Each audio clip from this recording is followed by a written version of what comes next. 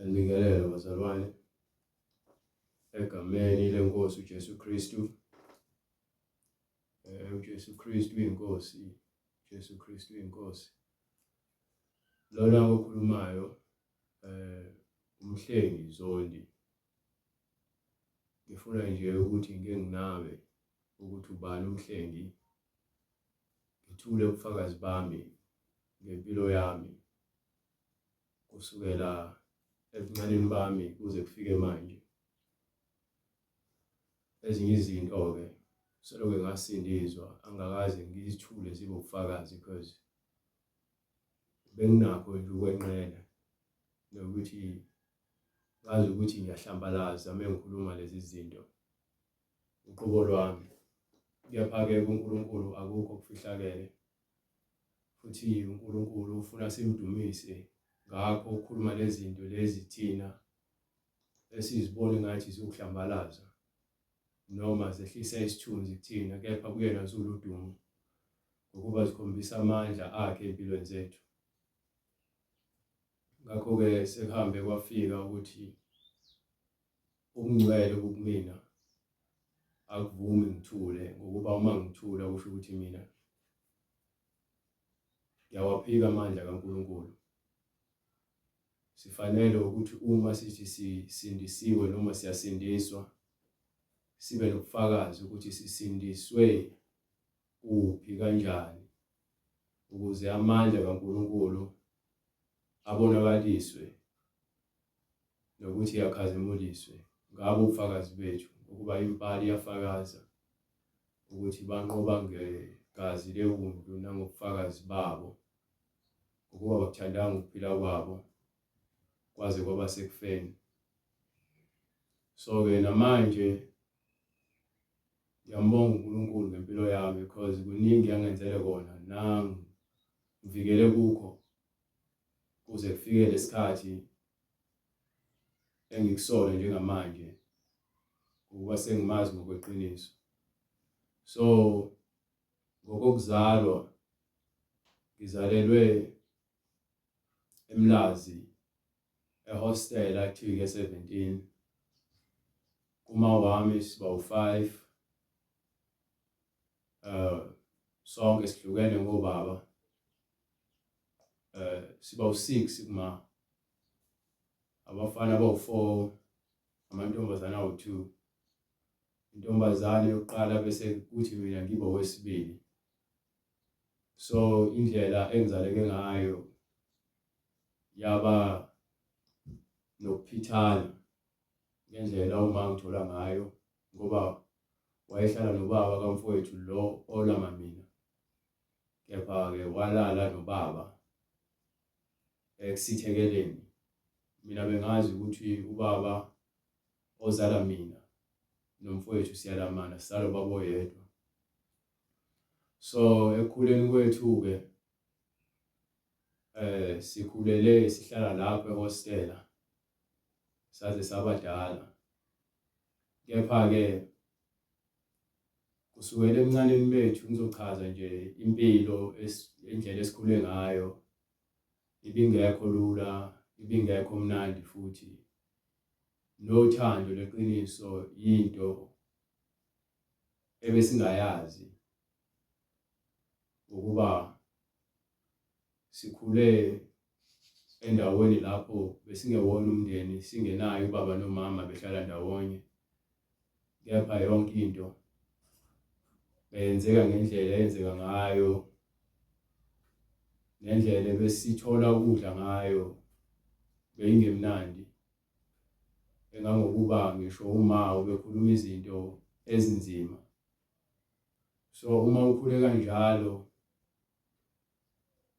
awubi nakho ukuqonda ukuthi kuyini ngempela ukuphila nothando, because umuntu ukhule ehlukumezeka nje kakhulu, exhashazwa, ephila ngokuthi akhangezwe emzini abantu. Nangebhadi-ke angizange ngize ngibe umuntu ozalwa umama osebenza umsebenzi obhekile Kepha uma yena ubezama le ndlela bezama ngayo, ngeke ngize ngimdicilele phansi because umuntu nomuntu unempilo ayibekele ukuthi ayiphile. Uyena ozithathela izinqumo ukuthi ufuna ukuphila kanjani. Kepha-ke ekukhuleni kwethu-ke njengoba sikhuleke singenayo ubaba oyedwa, sonke sihlukene ngobaba. Kanjalo udadewethu uma wamthatha wayombeka komunye umuzi, omunye umuntu owayehlala khona e-17, wakhulela khona udadewethu waze wamdala nje. Thina-ke sinomfowethu lo ngilamayo besihlala noma khona e-17, sihlala naye ubaba kamfowethu lo owelama mina. So uma wayenesibhamu ngazi wesithole kanjani noma kwakwesokwenzani, kepha-ke indoda yakhe le eyayihlala naye yasithatha leso sibhamu, yahamba bayoganga nabangani bakhe. Theme sebanjwe amaphoyisa, wasesikhomba ukuthi akusona esakhe isibhamu esikama. Emva kwalokho-ke uma wayesiyaboshwa-ke ngaleso sikhathi, angisawukhumbuli nonyaka ngokuba mina ngazalwa ngo-91, umfowethu wazalwa ngo-94. Kepha yena ngesikhathi beboshwa uma naye ubaba wakhe babebancane, wayemncane kakhulu yena, wayemncane ngale ndlela eyisimanga ngoba wayesazichamela ezona, khombisa ukuthi usayingane. So uthe umama eseboshiwe, kwaseke emphakathini kwenziwa umhlangano komenyezelwa ngathi ukuthi kufanele kuhlanganiswe imali yokuthi isambiswe kubo kababa kalo mfana ongilamayo, igama lakhe umndeni. Kwakumele siye kamndeni siyohlala khona ngoba kwaziwa ukuthi sizalwa uyena ubaba kamndeni ukwenza. So kwase kuhlanganiswa imali-ke, sahanjiswa lapho sohlala khona. Angisakhumbuli sahlala isikhathi esingakanani, kepha mina ngase ngihlakaniphile senginawo 8-9 years lapho. Engangokuba-ke masifika khona lapho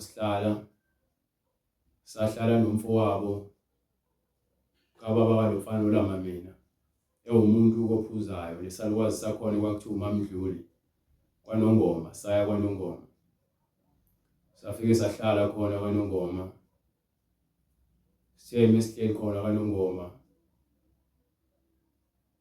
lapho-ke saqala khona ukuhlukunyezwa kakhulu ubaba omncane kamndeni. Hlezi sishaya umndeni-ke mezithoyilethele. Kunesihlahla ekuthiwa izibonkolo, izilwane ekuthiwa izibonkolo ezaziba sesiqongweni. Mezithoyilethele yamthatha ambeke khona, amkhahlelise kwebhola, kwaze kwaphuma amazinyo kumndeni. Kukubi nje impela, isikhathi eside. Engangokuba ngelinye ilanga wabuya futhi edakiwe, wangishaya, wangihudula emlilweni ngomhlane. Ngangishila emalahleni, engihudulela emalahleni omlilo evutha, engishaya ngapha ngendlela enesihluku ngayo. Kwaze kwafika isikhathi sokuthi leyo ndaba ifike kunosisi abahlala, angazi noma esontweni, ekuthiwa ama-sister noma o-sister. Akuyibona abagcina besithathile bayosigcina khona babehlala khona, baze bazama ukungifaka esikoleni sakhona kwaNongoma. Kwakuthiwa isefunda ukukhuphuka ngisamncane. So isikhathi lapho sihleli, ngithi kwaphela 2 years, 3 years mengaphosisi. Yaze wabuya-ke uma waphuma ejele, utheme sezosilanda, asisamazi, asisamboni ngendlela ahamba ngayo sibancane. So khona lapho ezosilanda-ke sabuyela-ke 17 futhi sazohlala khona. Sesihlala lapha 17, aphinde futhi sahamba saqala-ke esikoleni futhi ngoba lapha efunda ukukhuphuka zange ngiqede, mina umndeni bengakwazi ukufunda wayesamncane. So ngaleyo ndlela-ke mina ngase ngiqala ukufunda-ke nomndeni sangena kanye kanye ka-first year because bengilokhu ngingena esikoleni ngilokhu ngiphuma, isikhathi sihamba. So ngithe sesiqala-ke sesifunda nakhona-ke uma akasebenzi asinazo izicathulo zokugqoka sesikoleni sihamba ngezinyawo, i-uniform nayo sineshirt elilodwa nebhulukwe elilodwa. Ngisho ekhaya akho nsipho yokugeza. Kwesinye isikhathi silala singadlile, hamba esikoleni ugcoba amafutha okupheka. Kwesinye isikhathi uyahamba ugezile njengengane phela. I-shirt selilalela insila emqaleni. Nasesikoleni iy'ngane ziyaxhaphaza, awunamphako, awunamali, into oyenzayo ukutshontsha ukudla kwezingane noma uhlwithe izingane ukudla kwazo ukuze udle. So leyo mpilo leyo kwayinto engazi ukuthi impilo esiyabelwe. Engangokuba uqala kwami ugqoka izicathulo ngase ngifunda u-standard 2. Ngiqala ugqoka izicathulo esikoleni. So ekukhuleni kwethu-ke lapha e-17 besikhula uma eziphilela impilo yakhe-ke naye ezenzela izinto zakhe. Kwesinye isikhathi ahambe ayojola, afika ayolala lapho emkipitweni nalowo ndoda alala nayo. Thola ukuthi sisele sodwa nathi nomndeni la ekhaya, la endlini esihlala khona ngoba ise-hostel. Kwesinye isikhathi uthola ukuthi uhambile wakhiya, uhambe nokhiye thina sesiyabuya-ke manje singena ngewindi sibhekeze silale ebhentshini ngoba nasekamereni khiwe. Siyokhala-ke lapho sicabange. Mina kakhulu engangicabanga, yabo, le mpilo engangiyiphila ngangayithandi khona ngimncane kunjalo. Engangokuba sagcina sesihlala komunye umuzi sivakasha kuleyo ndawo leyo kuleyo ndlu leyo ekuthiwa kaMalale Veva, lapho khona kwakudayisa khona utshwala ngoba kwakune-TV. Lesa sihlala khona thina yayingekho i-TV. So mekuhleli lapho kunezingane-ke zakhona endaweni eziningi lapho ezifikayo nakhona zisuke zizobuka i-TV. Zisuke zizobuka ama-movie ebusuku ngokuba phela kuqala kwakusafika i-e.tv noma SABC1. So ngaleso sikhathi-ke kuhlalwe-ke la kuze kulalwe khona la. Sabafana sodwa sonke la. So silokhu sivakasha la njalo. Engangokuba sagcina sesiphuza utshwala. Yilapho ngangimncane ngineminyaka mhlambe 11 kanje. Sihlanganisa izichibi zotshwala, siphuze utshwala, sithathe iy'nqamu zikagayi zagwayi, sizishise, sizibheme. Lapho-ke ngase ngimncane kakhulu. So silokhu sihleli la kunabafana nje abaningi. Ebusuku-ke kwakunalento le edlala ku-e.tv, i-pornography yocansi. Abehlala abafana bebabuke yona. So sasesijwayele ukubuka leyo nto ebusuku sibuye sihlalele ukuyibuka. Noma sizohamba siya esihlala khona kepha sihlalele ukubuka lento le. Thola ukuthi kugcwele. Ngelinye ilanga-ke athi-ke silele ebusuku. Ngathi ngiyavuka phakathi nobusuku mina ngilele phela ngingezwa lutho. So bese ngiyavuka ngizwa into lokhu ingigudla lemathangeni. Kanti umfana ungifaka umphambili wakhe lemathangeni ami. Uyazitika ngokuzijabulisa ngami. So mina ngase ngibamba-ke umphambili wakhe ngawuncinza ngoba phela kwakusebusuku futhi yabo. Emva kwalokho ngalala ngasho lutho futhi ngavuka ngakusasa ngamtshela umama ukuthi kwenzakaleni. Yabo. So ngaleyo ndlela umama wathi ekhuluma lento kwayinto engazi ukuthi nje iyakhulunywa but ayiphambili. Yaphela kanjalo kepha lo nto leyo ekhanda lami yangipheli ukuthi yenzeka. Hlale lokhu ngihlukumeza ukuthi hayi. Yazi khona umfana okwafaka umphambili wakhe emathangeni ami manje lo nto ayinginiki ukuthula. Yabo kepha ngeke ngithi-ke kuNkulunkulu ngiyamxolela lo wakwenza because iyona ndlela engakwazi ukuthi mina ngibe nokuthula ngayo. Noma usathane kwesinye isikhathi isebenzisa lezo zinto ukukhumbuza i-past yakho ukuthi wena khumbula kwenzakalani kuwena. But lokho kunina akwenzakalanga ngentando yami, into eyenzeka umuntu wayenomoya omubi. So kuleso sikhathi leso-ke uma wayeseqala futhi naye edayisa utshwala. Njengoba edayisa utshwala waphinde wayolanda udadewethu lo mncane. lapho-ke empangeni le wayekhona. So waqala wabuyisisi wami wazofunda, sesihlala-ke la sesisonke ngoba sasisebathathu ngaleso sikhathi. Sekudayisa utshwala-ke ekhaya nakhona umuntu waqale futhi waphuza utshwala khona esamncane lapho. Ngisho ngesikoleni ngangibuye ngitshontshe utshwala, ngiphuze, ngihambe ngidakiwe ngesikoleni ekuseni, noma ngitshontshe ibhodlela le-Black Label, ngihambe nalo ngesikoleni. So nakhona nje ngingazi ngenzani, kepha-ke khona kunjalo ngangiphasa esikoleni ngingazi kanjani. Yabo. So nakhona-ke lapho kwakungazi sayingane because wawenza noma ngabe yini ezokujabulisa. So lezi zinto lezi akukho ukukhula nomuntu okuyalayo ukuthi lezi zinto azifanele uzenze, because konke lokho engikwenzayo uma akakwazi and imphumela ibonakala emva kwesikhathi ukuthi khona ungahambi kahle. So emva kwalokho-ke nakhona-ke esikoleni-ke ngihlezi ngilwa njengoba ngisho ukuthi ngikhule ngixhashazwa kakhulu. So kwakuhlezi kuyimpi nje kakhulu, kuhlezi kuliwa because nalesifunda khona kwelinye ilokishi abafana bakhona bathatha ngokuthi thina siphume ehostela siyimpatha kwasha kwacima. So ngaleyo ndlela njalo nje kuhlezi kuyimpi nje. Mina ngangilwa njalo-ke mina because ngaxhashazwa kakhulu, ngixhashazwa abafana vele bangasekhaya because ubengekho umfana ngaphambi kwami nomuntu omdala, bekuyimina umfana obemdala kunomfowethu. Nakhona umfowethu uma ngilwa naye afuna ukulwa noma elwa yena nami ngingene, yabona nje. Thola ukuthi sesiyahlanganyela sishawe sobabili. Kube ukuthi noma ngithi siyotshela uma abuye afuna ukuthi azosiqhatha futhi nabo abafana labo ukuthi hayi ngeke nginilwele, khombeni nini uhambe olwa naye. So leyo nto leyo mina ngabona isixazululo ukuthi hayi indlela yokusolve iy'nkinga ukuthi nje ulwe ukuze uzivikele. Bengaphathi isikhali-ke, bengasebenzisi isikhali, bengazi ukuthi nje kufanele ngilwa ngezandla zami. Engangokuba noma sengikhula ngize ngahamba ngojoyina ukarate because ngifuna ukuthi ngilwe.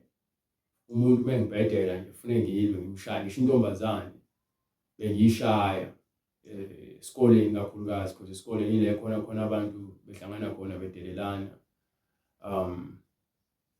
baze balimazane. So kwathi ngelinye ilanga because musayingane niba nalokho ukungazwani, nalokho ukunyokolotana nokucwensana. So ngelinye ilanga ngiphuma esikoleni-ke ngigqoke ijezi-ke sengifunda u4, ngathi ngiphuma esikoleni ngahlangana nentombazane ehamba nenye intombazane behlala ngasekhaya, babehambisana bephuma esikoleni. So ngaleyo ndlela-ke bakhuluma ngami ukuthi mina ngigqoke ijezi kushisa kanje. Mina-ke ngenhliziyo encane eseyakhekile kumina kuzona zonke izinto engidlula kuzona, ngagcina sengisukuma, ngijike endleleni ngihambayo, ngeza kule ntombazane ngaphumula ibhande ngayishaya le ntombazane, yavele yangibamba nawe yangiluma. Nginesibazi nje la eyangiluma khona, yahlala ngezinyo nje kabi, yangafuna ngisho ungidedela, yangitshela ukuthi ngihlephule udebe ngendlela engibambe ngayo. Engangokuba lo ntombazane sasingazwani kakhulu naye, kungeyona isigameko sokuqala ngoba emva kwalokho nakhona ngiyakhumbula nje emva kwesikhathi saxabana, ngayishaya ngesicathulo la ekhanda yaphuma igazi. Kwakumele ngiyoboshwa, kepha-ke leyo nto leyo yaphinde yayekelwa kanjalo. So ekukhuleni kwami-ke bengamazi ubaba ngimaze nje sengimdala because umama omncane obezala izingane zikababa uyena wagcina efikile 17, wangibona ukuthi ngifana nayo le ndoda le, yabo. So wayeseyibuza waphika kubaba noma wayephika ngapha. Kepha ekuhambeni kwesikhathi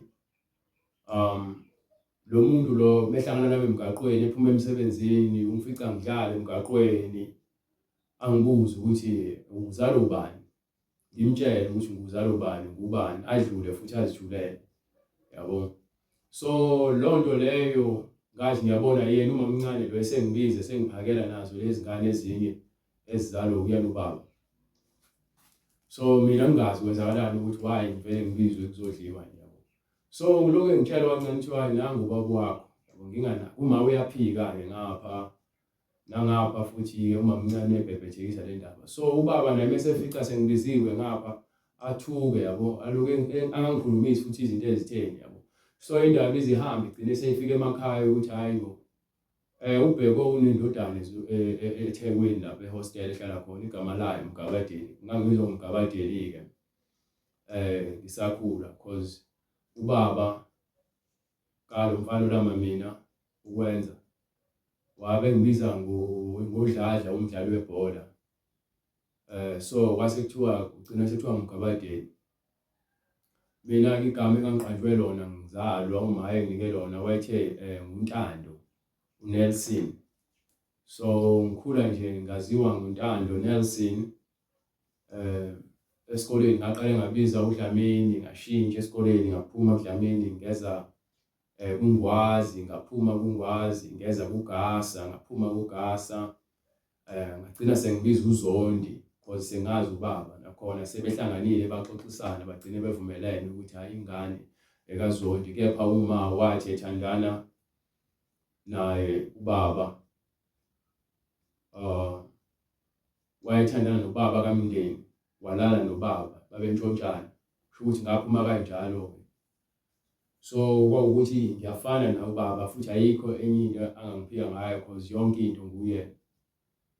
So ngaleyo ndlela-ke ngagcina sengimazi ubaba yabo, kepha kwakungekho budlelwano obutheni naye engangokuba wathi washona emva kokuthi sengimazi, wangihambisa kubo, ngikhombisa kubo, ngase ngimazi kanjalo. But emva kwalokho wayesegula, washawa i-stroke, waseyashona. So njengoba eshona nje emsebenzini futhi wayesengibhalisile ngaleyo ndlela leyo ukuthi mina ngiyindodana yakhe yokuqala. Kepha mase eshonile-ke uma mncane mase kukhulunywa indaba zezimali, sebenza umkhoshosho nokuganga, wahamba wayothi emsebenzini, mina ngihlala naye, wangithatha nami wangicela engazi ukuthi khona into ekumele iyokwenza emsebenzini, wafika wathi angivume emsebenzini ukuthi ngihlala naye. So izimali zaphuma zaya ngakuyena.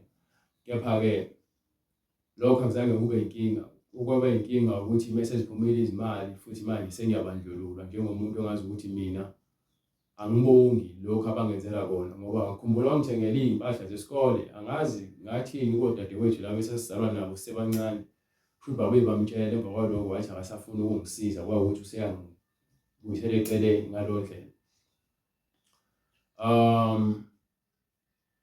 So ngaqhubeka-ke ngahlala lapha e-17. Bekunezikhathi lapho khona ngoba uma akasebenzi ukathatha iwashini amadoda ahlala khona le hostel ayiwashe, ngoba nake efuna ukuthi bamthengele i-drink, bayomthengela i-drink-ke mhlawumbe bamnike lo 50 rand mhlawumbe ngalo suku uzothenga impuphu, athenge notamatisi, ngoba ibhizinisi lakhe lotshwala lihambanga kahle. So ekuhambeni kwesikhathi wathandana nomunye umuntu wakaNdlovu ozala umfana, kusho ukuthi lapho kwase ku-2000 kanje wathola indoda kwakuthiwa uGatsheni, futhi bahlala noGatsheni bathandana. uGatsheni eshadile emakhaya enonkosikazi, ngapha uKipitile uhlala noma. So siyaya siyovakasha nathi sesithi ubaba ngoba kuthiwa sithi ubaba. Kwaze kwafika isikhathi-ke ukuthi kutholakale lo mfana lo olama mina kuthiwa uMajor yena wezalwa uyena-ke lo baba wakaGatsheni kuthiwa uNdlovu. So kwafika isikhathi sokuthi naye uGatsheni agule ade esebenza naye. Uthe mase esebenza esegula, emva kwalokho washona. So noma naye egaqele izimali khona kuyena lo muntu lo, wazishadisa khona, wathatha isitifiketi sethu noma zethu sonke wasishintsha wathi sabantwana bakaGatsheni. So wazishadisa kaGatsheni ngomkhonyovu ukuze athole izimali. Wazithola-ke izimali nangempela, okubuhlungu ngoba phela kusho ukuthi angazi kwenzakalani kulo munye umama wayesemthethweni ngendlela abenza ngayo. So mina ke esikoleni ngibiza uZondi because ngagcina ngibuyile kwisibongo sikababa ngingamtshelanga uma ngoba engafuni. Kepha esitifiketini sokuzalwa ngangibizwa ngoNdlovu. So kunaloko ukushayisana kwezinto engazi kuma. Engakuba ke uphinde futhi ke wazithola lezi mali wathi wenza imisebenzi kwayinto ezicikiciki waphinde watholakala ukuthi khona lana kunomama umthakathi emndenini engathi wathi wonke lo msebenzi wawuthatha ngezinto zakhe zobumnyama wazisebenzisela yena ngokwakhe. Angazi noma kuyiqiniso noma kulona yini ngoba uma wabuya emva kwalokho izinto zakhe zangahamba kahle noma zaziqale kahle ngoba walivula futhi ijoint futhi okwesibili la ngathi liyaphumelela impela wahamba kahle. Ngaleso sikhathi ke engathi nakuthina izinto ziba ngcono sesikwazi nokuphatha imali esikoleni. Kuningi nje okwenzakalile kepha egcineni waphinde futhi itheme esekwa ngoba wayesebuyisa odadewabo nezingane zodadewabo ukuthi izohlala naye la azishiye zidayise kusho ukuthi kwamntshontshelwana imali khona la. Yabo engakuba ekuhambeni kwesikhathi odadewabo bagcina sebevula ijoint nabo ngalena washo ukuthi useyabona imali yakhe leyaje idayiswa ngoba kwakugcwala la izinkabi osomatekisi lonke uhlobo lwabantu lalifika la. Yabo so bagcina ke lonto leyo isidale ukuthi aphinde awe futhi. Kunezikhathi ke lebekufika khona amantombazana amaningi lapha esihlala khona evakasha nabantu besilisa bevakasha uma ngabe khona thola ukuthi ke kuthiwa sisuke embedeni silale phansi uthi uyavuka ebusuku la labantu abavakashile balele benza ucansi la nikhona niyingane phambi kwenu. Zonke lezo zinto umuntu ukhule ezazi nje ese-exposed kuzona. Lezo zinto lezo zawuhlukumeza kakhulu umqondo. Engakuba nayo bengithi ngisemncane ngihlela lezinye izingane khona amantombazane sifuna ukwenza ucansi khona sibancane siba ngakho ngokuba lezi zinto siyazibona bezenza abantu mesilele emthotho uyavuka ebusuku noma uvusa umsindo kumuntu wesifazane okhalayo kanti benza imikhuba la ngaphakathi endlini lelo. So lonto beyikhona engqondweni kusukela ebuncaneni nje ukuthi hayi umuntu wesifazane kwenziwa kanje kuyena ngokuba bovukelwa imizwa unga-understand nawe. Engakuba ngisho usisi wami engimlama ngangifuna ukugibela phezu kwakhe ngenxa yalezi zinto lezi ebesizibona la zenziwa. So lonto leyo yakukhubaza umqondo kakhulu. Yakukhubaza umqondo ngoba besikholelwe ukuthi fanele senze njengoba sibonile. Mina ngingayibona lezo zinto lezo. Enye futhi ke ukudlala ngomphambili wakho babiza ukuthi ukushaya indlwabu. Izona lezo umuntu akhule ezibona ezenza. Wagcina se-exposed kwi-pornography umuntu ebuka lezo zinto. Zilimaza ingqondo kakhulu. Ugcine sowuthanda nje ukushaya indlwabu ugange ngomphambili wakho. Konke lokho umuntu ekwenza ngokungaqondi. So njengoba ngiqala ukuphuza ngimncane ngize ngagcina ukuphuza utshwala sengifunda u6 nakhona ngoba sengazana nomndeni obuka baba nakhona bengekho abaphuzayo khona. So kwakuyinto engavumelekile. So engqondweni yami kwakukhona ukuthi ngifuna ukwenza ukulunga noma ngingazi kanjani. Kepha ngiyakhumbula ngelinye ilanga sengifunda u5 ngoba ngangihlala nezinye izinsizwa lapha ehostela sengiqala ukuhlakanipha ababengikhonzile ngangumfana omncane ohlakaniphile. Bengibiza ngihlale nabo bethanda lo sisi wami uguguke lo ngimlamayo cause yena ube muhle so bebehlezi bemfuna so bebesondeza mina eduze kwabo ukuze beloku bekhuluma yonke into abafuna ukuyikhuluma mina nginganakile yabo. So sigcina sihlala nabo labantu sebethenga utshwala siphuze nabo khona ngifunda u5. Engangokuba kwathi ngoDisemba walowo nyaka sasuka sahamba saya elokishini nabo bohlangana nabanye abafana bangakubo. So mebefika lapha elokishini bahlala bathe sebephuza badakwa baqala phansi manje baxabana beba ngeindaba zasemakhaya nezindaba zakudala. Nami ngoba ke ngikhona la khona omunye umuntu wakwaZondi engimaziyo ubona kepha kuyena wasekhaya ngokuba kufanele izibongo yabo nami ngidakiwe khona lapho. So sengithola sengingena kuyona lo nto leyo yalanyulwa-ke lo nto yaphela. Sesihamba sahamba sesiflathele nje ibanga sekuhlukwana sesike emgaqweni. Ngathi ngiyezwa emva kwami ngezwe sekusho la ekhanda lami into eyangishaya kanti ngishawa ngebhodlela lesavana ngabona selwela lapha ngaphambili. La ngengozi nje enkulu ingozi le engasasitheni. Le ngozi yaphula ithambo lafahlaka. So kwase kuconta igazi lo mbhemu ngamgcina ekhuluma engikhomba waseyahamba wabaleka yabo. Ngahamba-ke ngaphinde ekhaya zange ngisho esibhedlela. Lolu gazi leli ngangilizwa emakhaleni khona ngilele khona ngifika lapha engihlala khona ngiphuza utshwala futhi ngisaphuza. Yawona ukuphuza utshwala noma ungasathandi uzwe ukuthi ayikho into engiyiphuzelayo sewucikekile kepha uyaphuza ngathi khona into zami ukuyibalekela yabo. So ngahlala-ke nale ngozi lena-ke ngihlezi ngilukela igazi kwenye isikhathi mekuthothi liyashisa ngazi ukuthi kunento encinzayo khona la ngoba ngazi ukuthi kunebhodlela kushiye lasala phakathi la ngangizitshela lokho kepha ibhodlela ngalikhumbula lifile ngangazi kwenzakalani. So yahlala hambe yaphola lo nto kwaba sasesivalile ezikoleni sokuDisemba yabo. Ngithe sengiqala unyaka omusha-ke ngoJanuwari ngiyofunda lesikole lesi engangithanda ukufunda kusona sasikude because kunomfana ofunda khona ohlala ngasekhaya. Ngangibona ngathi isikole esine-discipline kusho nami ngangifuna ukwenza kahle ngoba ngifuna ukuthi empilweni yami ngihleleke because ngikhule vele ngitshela ukuthi mina ngeke ngibe yilutho ngoba isigebengu bengangithandi nje bekhuluma izinto eziningi ngami yabo. Lo nto engqondweni yami beyiphila ukuthi futhi mina ngeke ngibe yilutho kepha ngilwele ukuthi ngibe utho.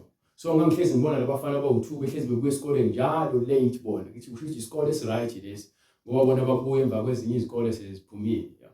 Ngahamba ngobhalisa ngaze samina futhi kuloso sikole. So ngaloso sikhathi ngithi 2007 or 2005 la khona ngashintsha igama lami ngingalithandi legama leli lithi Mhlengi, igama elithi Ntando noNelson because khona ubaba la kamakhelwane ekwakuthiwa uNtando. So manje lo baba wayemubi yabo. Ngangithi bengibiza ngoNtando ngisho bangifanisa naye yabo ngokungani ngingazi. Futhi uNelson because lesihlala khona besihlala ehostel endaweni ekuthiwa indawo ye-IFP inkatha. So bengikholelwa nami ukuthi mina njengoba ngiphila la nami ngaphansi kwale qembu noma bengingakho okutheni engikwenzayo but bengingaphansi kwale ndawo. So bekuthiwa legama lika Nelson Mandela ngangalifuni ngoba kuthiwa igama la Nelson Mandela uNelson Mandela we-ANC yabo. Ukuthi khona umakhelwane efikile owehlala nenye ingane yakhe eyincane ekuthiwa uMhlengi yabo. Mina legama ngalithatha ngathi nami ngiyalifuna legama kube lami yabo. Igama elithi Mkabadeli nalo ngangalifuni kakhulu ngalendlela ukuthi ngilwela legama elithi Mkabadeli bangangibizi ngalo ngoba bengizwa sengazi ukuthi bayangigcona bengibiza ngalo bengalithandi yabo. Ngalilwela lelo gama ukuthi bangangibizi ngalo ngisho abantu abadala bengibiza ngalo ngibashayela ukuthi bangangibizi ngale gama la ngilifuni. So umuntu befuna ukuprove ukuthi mina kangisabi angibize ngale gama ushunquthule umshaye lo muntu lo. Ingakho ngazi ngihamba ngoJim Karate because ngase ngibona ukuthi iyona ndlela yokuthi ngilamlele ukuthi nje ngikwazi ukuzilwela impela ngizidefend kukho konke. So bese ngibhalisile kulesikole lesi-ke hayi ngifunde khona kusukela ka6 kuzona lezikhathi-ke nakhona kusahlwempu impela ekhaya but ngizisile kulesikole anginangisho imali yokubhalisa. Ingangoba bengisikoleni ngihamba for 40 minutes ngezinyawo for 5 years hamba lelo banga futhi angizange ngifeyile kusukela ka first year ngize kuyophuma ka matric angizange ngifeyile kuphela ukuthi ngangingaphasi kahle ngenxa ukuthi umqondo wami wawungahluzekile. So ngaleyo ndlela-ke ngafunda-ke kule high school.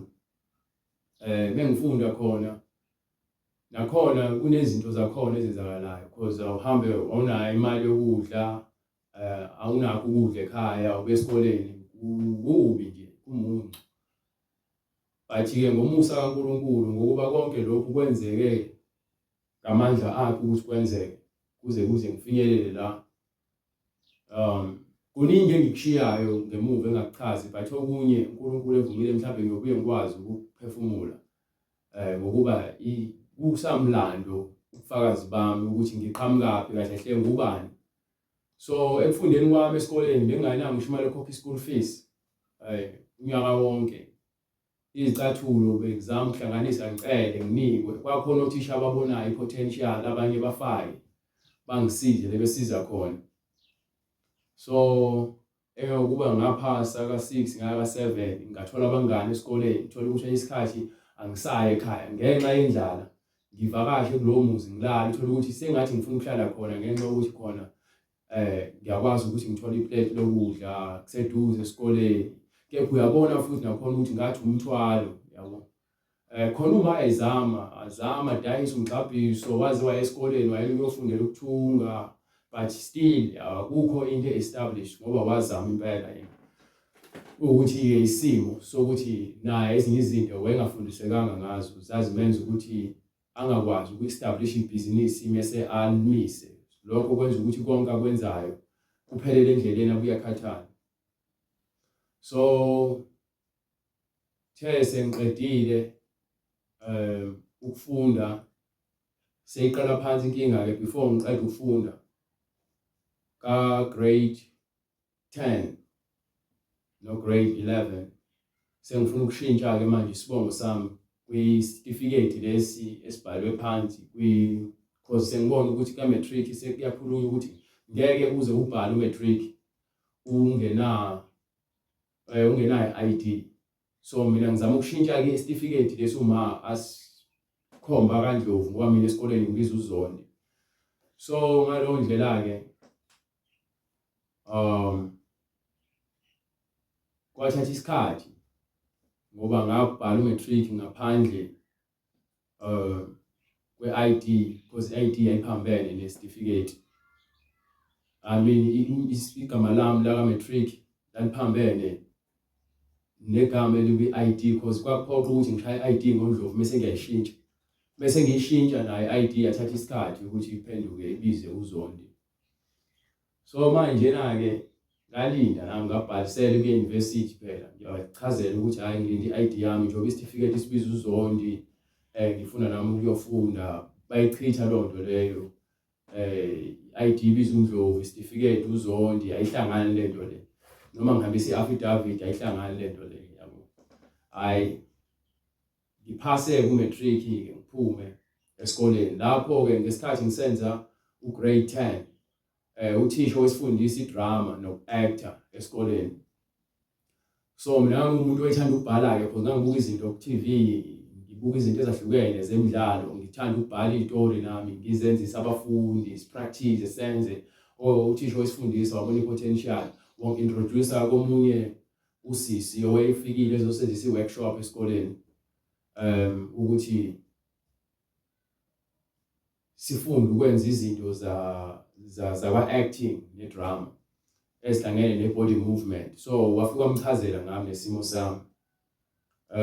Mese mchazelile lo sisi wayesengibiza ukuthi ngize emaklasini akhe edolobheni eThekwini, ngingakwazi nalapho but wathi angifike ezongifundisa mahhala ukudansa, i-contemporary dance.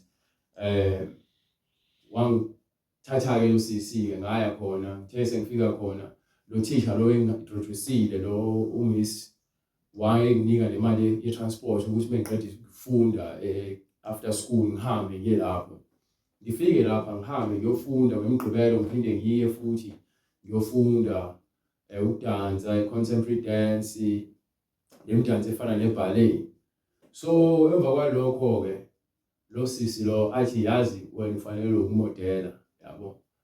Ngingayazi lento yokumodela because mina ngikhulwe ngigcona kuthiwa ngimumbi, washa kwacima, yabo. So i-confidence bekuyinto engenayo, bengiyilekha i-self confidence, bengine-lower self esteem ngenye indlela because izinto ezidala ukuthi abantu babe nezinhliziyo ezincane, bafuna ukulwa nokuzidefenda ingenxa yokuthi bane-lower self esteem. So benginayo naloo nto ukuthi hayi ayikho into enhle ngami, ngimumbi mina ngiyazazi, kade ngangitshelwa lokho kaningi kuloko kuthiwa umumbi. so lo ngigcina seyiphila kumina ukuthi umuntu yabo. So bengichazela ngale nto le mina ke ngingayi-understand, kepha athi uzokhuluma nabanye abantu abakuyona i-industry yakho ukumodela leyo. Wafonela-ke omunye umbhemu ekuthiwa uDerek Mhlongo.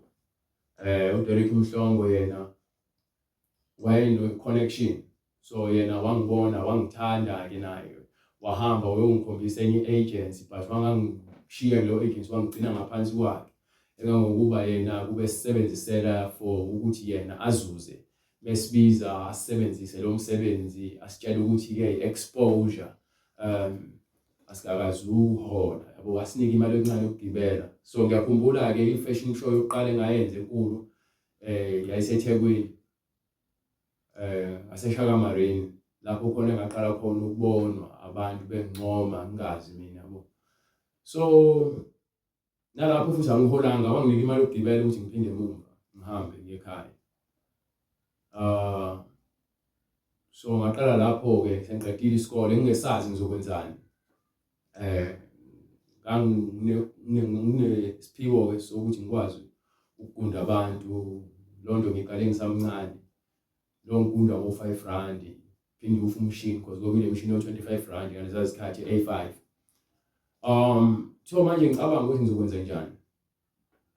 Sengibuka ngakhuluma nomunye ubaba onomjondolo awusebenzisa ekundela kuwona, ngingenayo imali, ngahamba ngaya esikoleni sengiqedile ukufunda ngayocela omunye uthisha ukuthi angiphe imali, ngifuna ukwenza kanje.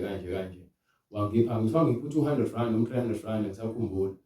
Ngathatha leyo mali leyo, ngathenga ugwayi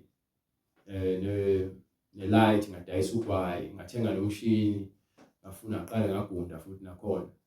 Kuthenga kwalokho-ke sengiqalile ngigunda abantu-ke, ngabona ukuthi akwanele lokhu. Ngaphinde futhi nga-add-a ama-chips noswidi. Kwahamba isikhathi nga-add-a insangu, ngadayisa insangu. Ngaphinde futhi-ke kwavuleka iminyango ngapha kulezo kumodela cause lo mbhemu ngahamba ngamshiya, ngasihambisa mina kule agency le ayengise kuyona yokuqala. Bese ngifika khona, bafike nakhona bangamukela, bajabule impela nje yabo, base bengishutha iy'thombe, bangitshela ukuthi ngizodinga imali engaka. Bona bangishutha mahhala bona, bangishutha mahhala. Emva kwalokho ngase ngiba nezithombe izethikhadi yokuthi ukwazi ukuthi manje uhambe uyofuna imisebenzi. Ngaqala-ke ngathola imisebenzi, ngathola-ke imali-ke, lakhula-ke ibhizinisi lami ngapha ngoba ngase ngishuthela o-Ideals, ngishuthela o-Hub, ngikhokhela iy'mali ezinkulu engangiqala nokuzithola lezo zimali. Sengikwazi ukuthi nami ekhaya ngifike noplastiki, ngenze izinto ezisile yabo. But ibhizinisi lami lensangu nomjondolo wami ngapha, esikhundleni sokuthi ngikuyeke ngakukhulisa kakhulu, ngakhomunye umjondolo wakhula. So ngaqala-ke nganebhizinisi-ke manje senginento engiyenzayo. So ngase ngihlangana nabanye abafowethu-ke cause manje ngihlala emini, thothi hayi into engiyenzayo ngihlangane nabo, ulandulela kule nto yokuthi ngigcine sengakha ibhizinisi. So ngaqala-ke sengihlala nabo, ngabhema insangu nami.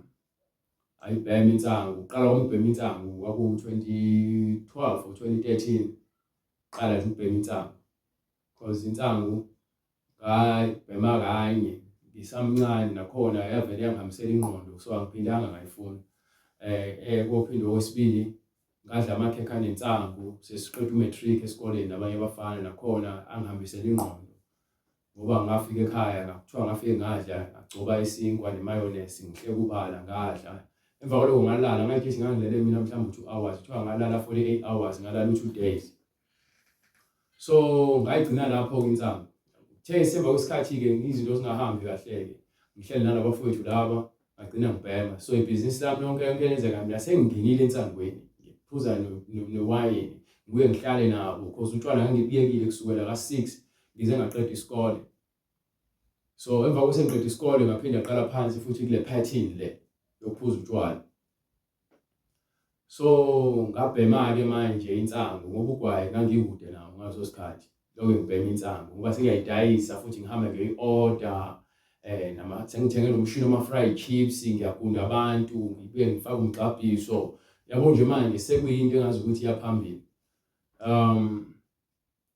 So ekuhambeni kwesikhathi kwakuDisember, abantu bevalile emsebenzini khona lapha ehostel. But before ngifike lapho ka-Facebook ngahlangana nentombazane esasijola nayo, sahlangana Facebook, sasiqala sajola khona ka-Facebook, sahlangana sesifuna ukwazana. Emva kwalokho yayisivakasha futhi ekhaya uma esayazi, yabo. So ekuthandaneni kwethu-ke sathandana nje isikhathi kusukela ngithi 2014 15 ngo-2016 ekuqaleni konyaka yakhulelwa. But-ke phambi kwalokho so ngithe sengidayisa sengiqedile ngale kulo mjondolo omkhulu obenginawo, ngahlanganisela omunye ngawuthenga obomvu, ikhontene ebomvu manje nakhona ngafaka izinto phakathi ukuthi hayi ngiyadayisa manje because nakho i-modeling ikhamba kahle. Kwathi-ke ngalo December lo engiya kuwona kwanesikhathi sokuthi lapho abantu bevalile emsebenzini behleli-ke sebephuza lapha e-17 ehostel, bekunalo mkhuba ukuthi uma bevalile-ke bahlangane ngamaqembu njengokuthi uma besuka kaNongoma noma besuka Olundi noma besuka kuphi bahlangane, noma besuka ePortshepstone futhi bahlangene bavashelana baphuza utshwala kusukela ekuseni kuze kuyoshona ilanga, yabo. Kusungena ilanga qhamuka omunye umbhemu nakhona kuthiwa umbongolo mefika ufika baphuza ufuna ukuthatha utshwala babo ngenkani. So mina ngiyazibukela because ngilongibhizi ngiyehla nenyuka, yabo. Ade ngenza ama-fried chips nendaba zamagwinya nangapha ngiya-attend abantu ngiyadayisa.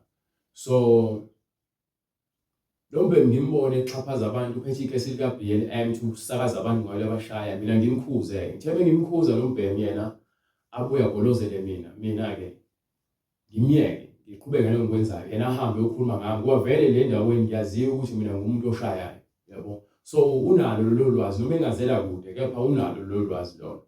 So mase kuemva kwalokho ufica ngikhuluma nomunye umbhemu ekuthiwa uMhlongo uNjomane, siyakhuluma ngiyamchazela ukuthi kwenzakaleni. Yena abuye lokho engikhombeza lapha kumina, uza kumina ngikhuluma noMhlongo, ufika la kumina uzongitshela mina ngimshaye ngumfana ukuthi ngiyajima akusho lutho, yabo.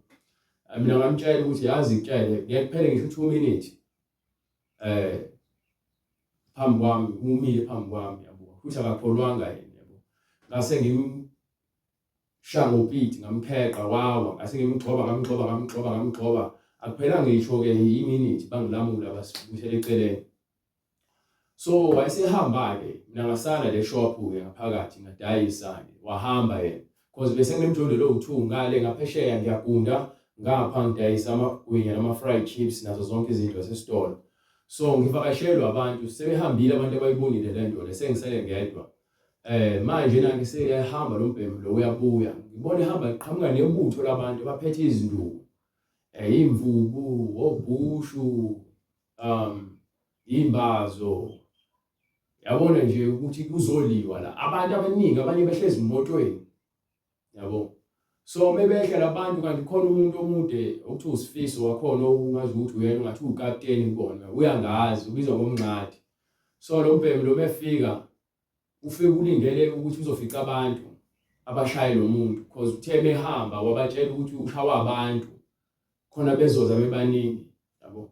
Uthe mesefika la lo mbhemu uyafika uyabuza ukuthi hey bapha abantu omshaye nabo, ngithi mina hayi akekho mina ngedwa, yabo.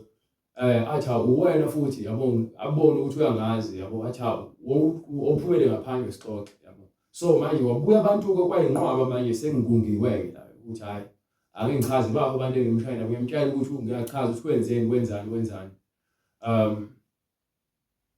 Ingakho-ke engimshayile, yabo. Bese bathi ungani uthe wena ushawa abantu angabusazi uzothini manje. Sho lo mbhemu lo wayipholisa-ke lo nto ngomusa kaNkulunkulu nakhona ngoba uNkulunkulu owenza lokho ukuthi ngigcine ngifinyele lapho ekutheni ngisinde kuleso sigameko, ngoba kwakumele ngishawe lapho ngokwesimo ngibulawe khona lapho. But uNkulunkulu wangenzela umusa. lo mbhemu lo wayepholisa ke lento wasethi hayi ngenze kanje angibathengele amakesi awu2 wabhiya khona ke ngoba sebehambile ubala sebeze bafika ngoba manje lento seyimi kanje hayi ngihambe futhi ngibathengele utshwala ngibuye ngihlale phansi bahambe bayophuza yabo. So lonto leyo ngabuka ukuthi impilo yami isengcupheni kwamanje la into engiphila ngayo udlame nokushaya abantu kwangapheli inyanga ngazange ngimshaya umuntu ngendlela bekuyiyona.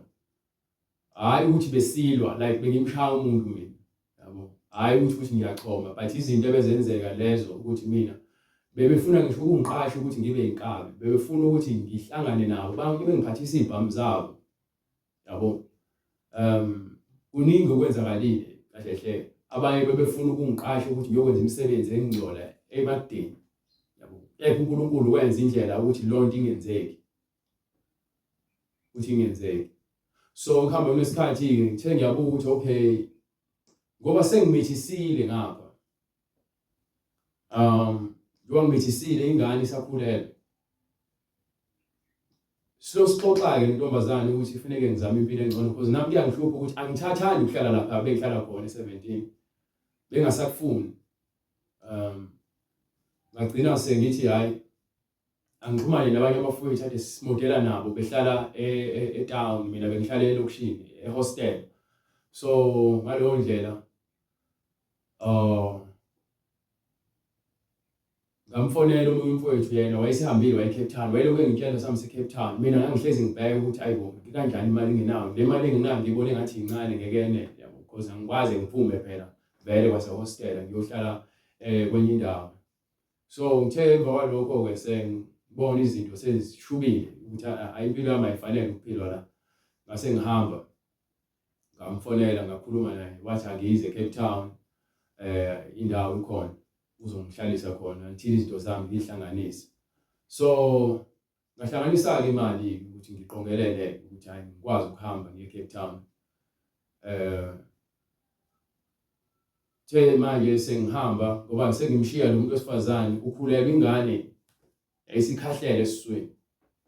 Sengizwa nami ngibona ukuthi awusengizoba ubaba. Kepha manje angikwazi ukuba ubaba ngiphile impilo kanje kufanele ngihambe ngizame impilo engcono. Ngihambe ke eCape Town.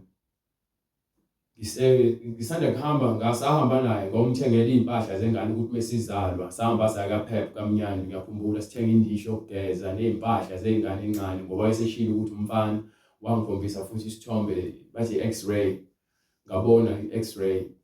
So bese ngiyibonile i-x-ray ngakholwa ukuthi nginengane because ngiyabona ingane iyakhahlela esiswini noma silele ngiyayibona ingane iyakhahlela but ekujoleni kwethu besingayi kubo ngaya kanye kubo besilala kubo kagogo wakhe engazi ke Mayville or Chesterville Mayville or Chesterville lapho nje.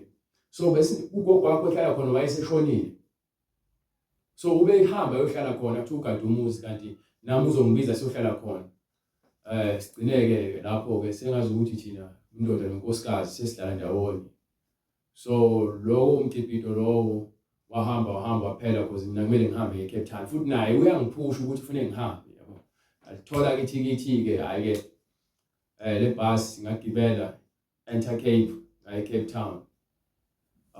Ngimshiya ngapha ngemumva ukhulelwe sekusondele izinsuku kusondele futhi ngisho kwangani kwakumele izalwe ngahamba ngoSeptember mina kwakumele izalwe ngayo November noma October April, May, June, July, August, September, October, November, December, March, April. Yeah, kwakumele itholakale November kanje ingane.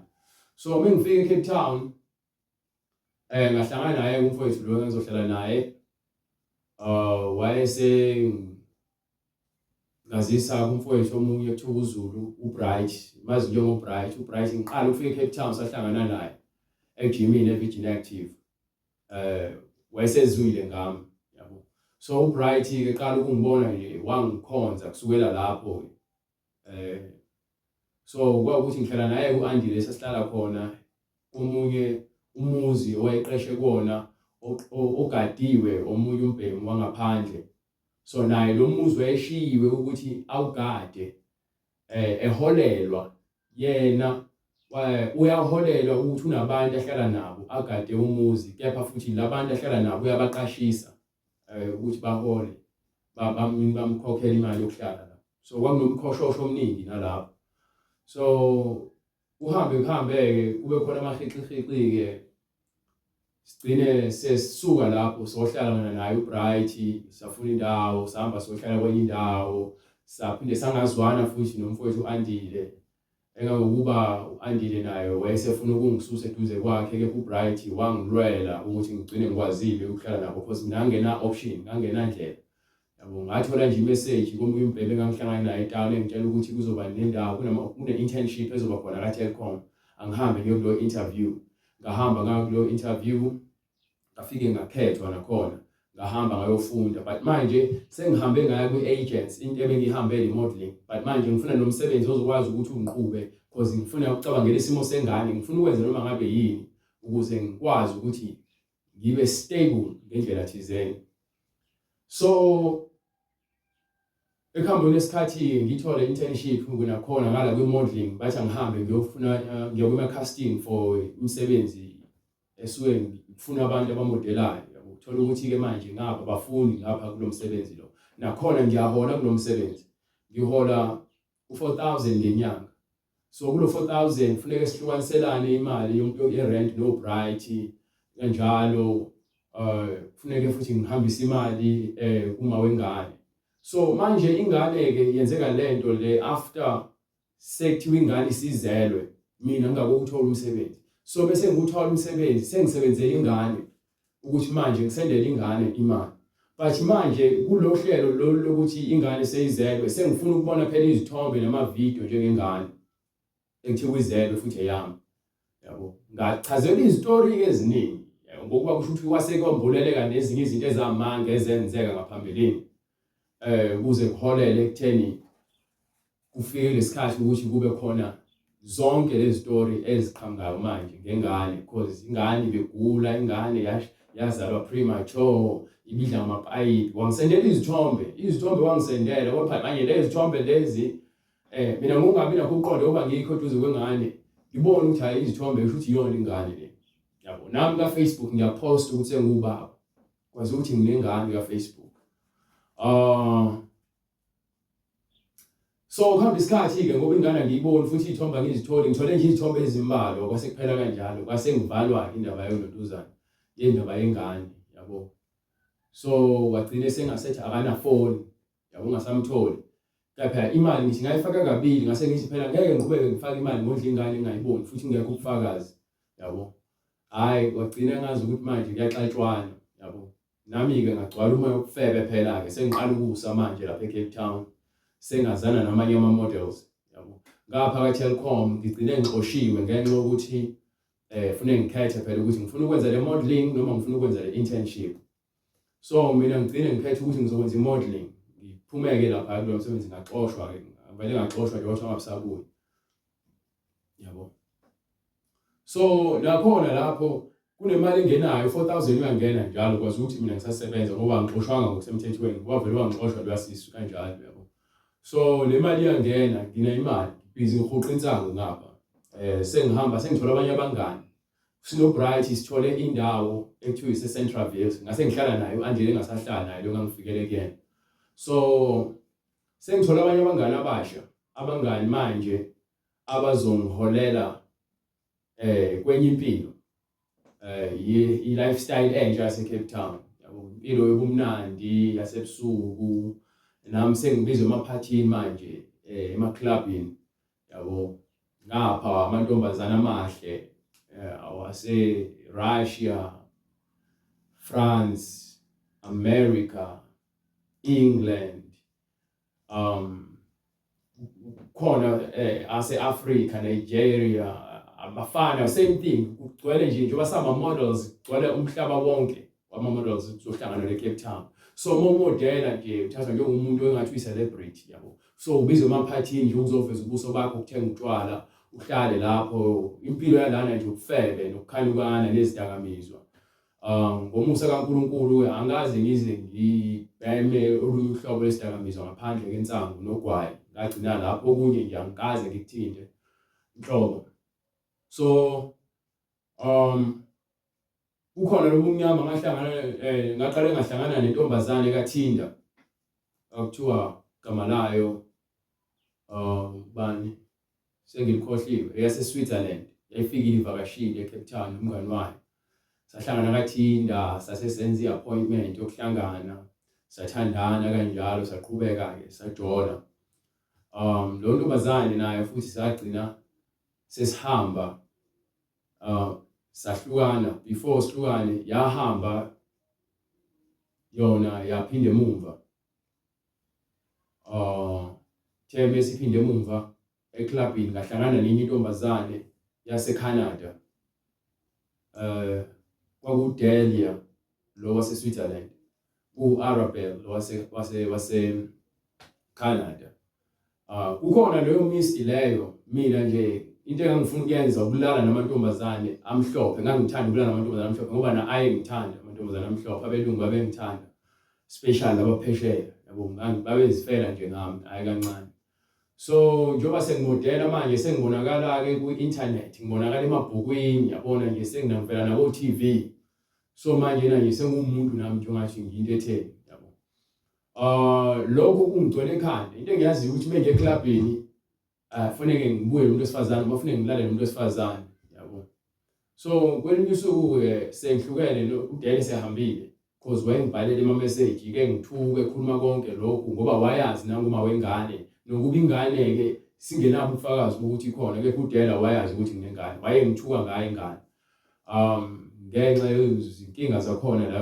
lomjolo nokufeka esibenzayo so ngahlangana nentombazane futhi eclubini kuthiwa uArabelle nakhona wakhonjiswa mina omunye umfana wesitabane naye wangithanda uArabelle wazazodansa nami kwawukuthi siyaxoxa sakhuluma lapho emva kwalokho uArabelle sahlela ukuthi sobonana ngakusasa ngoba sashintshana ngeinamba yabo sasuka ke lapho sahlangana ngakusasa futhi e-restaurant lesasihlangene khona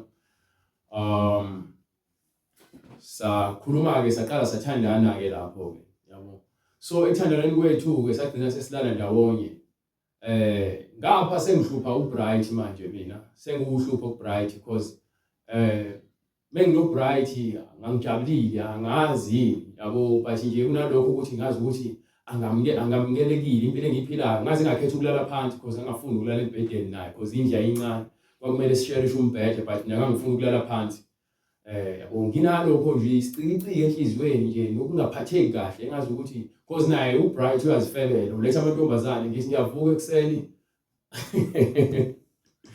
ngiyavuka ekseni ufika nentombazane ekseni awu lo muntu lo yabo lonto leyo so nje naye esibanjwe emoya yakhe nami ngibanjwe emoya yami sasibanjwe emoya sonke so ngaleyo ndlela ke leyo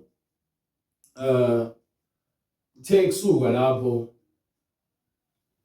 angazi saba ngani uBright ukuphi ngiyakhumbula ukuthi wabona islip noma ngazobonani ekhombisa ukuthi mina ngase ngiyenza imali sengenza imali 35,000 washo kwacima yabo but still ngisaphilisa nje komdlwembe ngisawusikhotheni yabo kusho ukuthi manje usebona islip esidala mina imali anginayo ngaleso sikhathi yabo kusho ukuthi mina nginokuhamba ngiyolala noArabelle so uArabelle bengilala naye uqashile lapho ngoba yena wanawo waseCanada waphesheya so wathola ukuthi ke hayi uBright usiyangixosha yabo naye uthatha ienga yeside lami ukuthi mina ngoba uyangithanda uba ngakunina kulesimo esikusona noBright yabo ufuna manje sekona impahla zami ke manje dinela uBright yabo yonke lonto sekunaloyo nzondo ekubeni uBright uyena ongisizile ngifika eCape Town wahlala nami wangiphakela wangisiza ezintweni eziningi yabo but ngelinye ilanga mina sengibona ngathi uyisitha kumina yabo usathane emsebenza kanjalo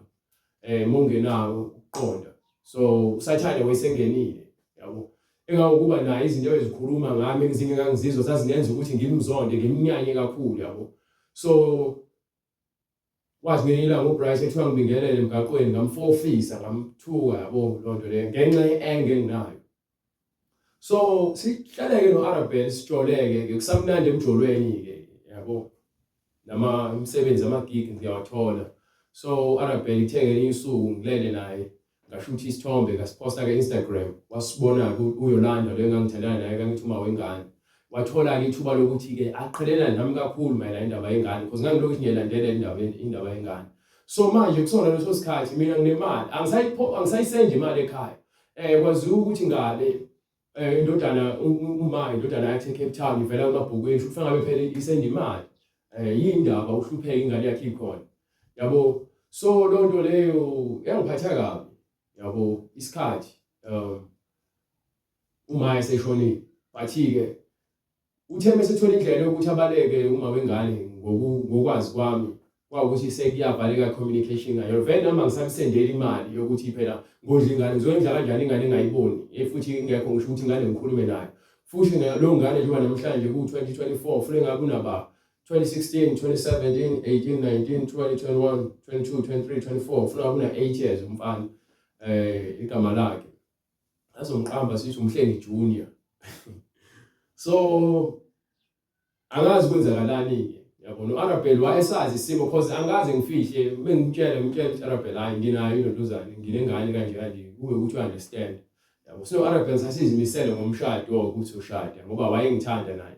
Inkinga yami ukufebe, ngifeba ngisho ngihamba nawo Arabel eclubini ngithola sengincike nentombazane yomlungu noma ngabe kuphi ekhoneni ngithole ngayo Arabel nangu leduze kwami useyangibuza useyangithuka useyangishaya udonsa lentombazane ngezinwele sekuyinqaba sekukhuzwa thina eclubini yabo. Engakuba ngayilanga kwenzeka lonto efanayo ngahlangana nentombazane futhi yomlungu lokhu ngibuka nami lo ngiyibuka sahlangana nje kusenjalo kwase kufinyela leso sigaba ukuthi-ke sihambe sohlangana-ke ekhoneni saqabuzana khona lapho lokho khohlakala waqhamuka Arabel kanti kade ifunda ingqondo yami uhleze ngibuka useyangazi yabo. So sase sikhishwa-ke eclubini hlama ngaphandle sithe sengaphandle eclubini-ke uyangithuka emgaqweni uhamba nomngani wakhe nami ngimile la emgaqweni ngiyathukwa phela ngifuna lonke idlule yabo lokho ngidakiwe futhi nginjalo yabo. Ngigqoke ibhuluku elincane eluskin jean liyangithathe ngifake ifoni ephaketheni ngangiphatha ifoni enkulu engake Huawei. So le phone lebe ngifakile kukhona umbhemu obeduze kwami la uloku ebhizi yayiphusha le phone. Umbhemu nje omude omkhulu oyirasta isigora ngingathi uyisigora noma ngasona isigora but nje omkhulu yabo. Bese ngibuza mina ukuthi hayi wenzani yabo. Ngaleso sikhathi-ke mina ngithanda kufika eCape Town bese ngiqala ukushaya i-boxing leso sikhathi leso. So bese ngiyenza i-boxing sengibe professional but ngingakoli yabo but ngijima. So lo mbhemu lo ungene ephaketheni la manje ufuna ukungikhuthuza ifoni mina-ke ngimbambe bese ngiyambuza ukuthi wenzani yabo. Angitshela ukuthi angiqhubeke ngixabane nentombi yami le ngixabana nayo yabo.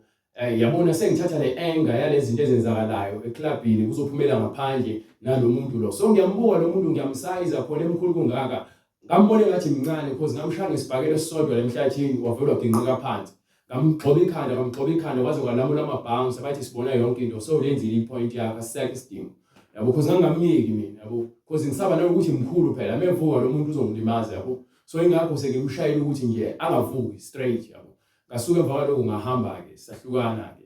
So Arabel besixabana njalo sibe sizama ukuhlanganisa silungisa izinto siphinde sihlukane.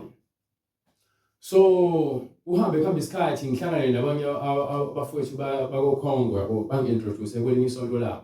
Ngiqale ngaya kule sonto leli ekuthiwa angazi ishaya ibani isonto nje elilapha eCape Town engazi ukuthi isonto lama-China but liholwa ligcwele abantu abamnyama yabo liholwa ama-China but bachaza le basifundisa yona bangi-hijack noma emgaqweni bangizuza. Nga-introduce intombazane ezona no-Andile esasibhema nayo insangu isonto lapho yangibizela kulolo sonto ngaya ngikhumbula iBhayibheli lami lokuqala engalithenga ngathenga iBhayibheli NIV ngathenga le mhlabelelo yakhona ecula kulolo sonto because nami ngithi ngifuna ukusonda phela but bangifundisa izinto eziningi because ngangifike kulolo sonto ngibhema insangu nami nje ngi-high ngifike ngihlale khona ngezwe bekhuluma ngivele ngezele ngilale babechaza ukuthi uJesu usafika uJesu wesibili oqhamuke eChina bachaza. Ngifike nasendlini uBright ngitshela ukuthi asengithola into ekanje information ekanje siphikisane ngayo ngoba ngangibhala phansi yonke into abengifundisa yona but nami ngingayiqondi ukuthi nje ngiyakhomba lo ngikhombayo but ngingenako ukuqonda because iBhayibheli angikaze ngilifunde lonke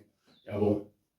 Lelo Bhayibheli lelo futhi ngagcina ngasayi kubona labo lokho befuna ukungivakashela ngalokho ngagcina sengibaziba sengasabamba nama-calls abo ngagcina sengibayeka.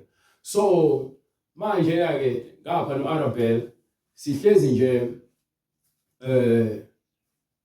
silokhu sixabana sibuyisana ngaze ngathatha isinqumo ukuthi hayi manje sengifuna ukuthi ngimpropose khona ngizoba serious.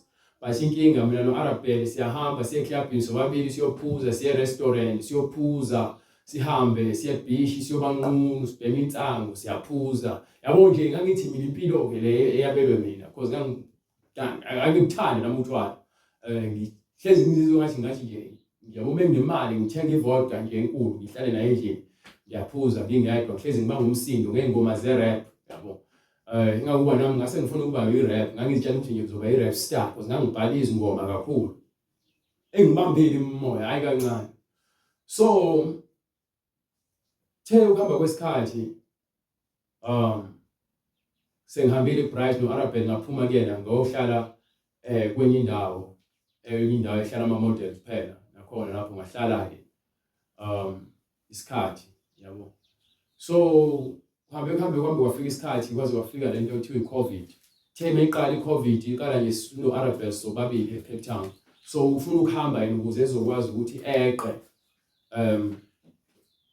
eqe abaleke aye ngakubo khona ezokwazi ukuthi lento yenzeke ngakubo yabo. So mina ngase ngihamba ngawathenga iringi ngamtshelanga ngifuna ukumpropose phela khona ngizombamba ukuthi abe unkosikazi ukuze ngezungishiye yabo.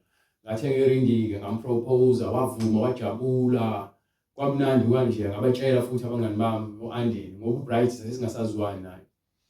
So yonke lesikhathi lesi-ke manje sengimuvile from i-Green Point sengihlala la kwi-same building u-Andile angifundisa yona wangitholela ekubiza kangcono ngale bengikhokha u7,500 rand or 7,000 ngapha sengizokhokha u3,250 ngihlala nomunye umuntu ngaphakathi. So bese sihlala lapho-ke Arabelle ubelokhu ehamba vele kuyabuye lokhu ehamba kuyabuye phesheya ithola ukuthi uye-Turkey uyahamba uye-Istanbul uyahamba eCanada. So njengoba ehamba nje ubhizi uyasebenza mina njengomuntu wesilisa imisebenzi ayiminingi njengaye yabo. So imali beyingena kakhulu ngakuyena. So kunezikhathi ezifikile-ke lapho sengiqala futhi ngabroke sengingenamali-ke yabo. So njengoba nginamali nje bengithatha ikhadi le-Arabelle ngintshontsha imali yakhe yabo. Leyo nto le eyangiphatha kabuhlungu nje sengibuka ngithi lo mntwana ngimhlukumezile yabo. Ngoba usuku ngiyakhumbula ngahamba ngathatha ikhadi lakhe ngayokhipha u2,000 rand nje ngase ngiyi-selfish ngale ndlela eyisimanga yabo. But kwahamba-ke lezo zinto lezi ngathi siyazidlulisa angathi uya-understand yabo. But lezo zinto lezo zingangiphathi kahle nami yabo because engqondweni yami ngi-selfish ngoba funa ngabe uyangicabangela funa ngabe uyanginika imali ngokwami which is wrong because lokho akwenzayo uthathe ngokudla sidle kwanele but mina ngizifunela ngendlela yami yabo ngoba nakuyazi unemali. So leyo nto leyo yahamba yalimaza ukuthembana phakathi kwethu but still engithanda yabo. So kuhamba isikhathi-ke ngawo isikhathi sokuqala kwe-pandemic-ke saloke sixhumane ngamafoni engekho ngale ezama indlela yokubuya wabuya futhi yabo. But-ke okuhambeni kwami sengihambe ngafunda because njengoba kuyi-pandemic akho mali engenayo ku-modeling akho lutho okwenzakalayo lana engihleli khona ngibachazela isitori sokuthi anginayo imali. Yithi i-pandemic yaba unyaka yaba 2 years pandemic kungenzeki lutho akho mali engenayo nami sengibuye ngihambe ngiphile ngiyocela ukudla ngapha no-Andile ngoba sesibuye sazwana futhi ngoba singazwani ngaphambilini sesifunda indaba yento ekuthiwa i-trading ukuthi singenza imali sihlezi singeze uhamba siloke sinyakaza yabo. Siloke sifunda but ngokwentshisekelo thina sifuna ukwenza imali asifuni ukufunda mina kakhulukazi yabo. So leyo nto leyo engenza ukuthi mina ngisebenzele imali indaba ye-trading leyo. So ngalo ngifunda yona engawukuba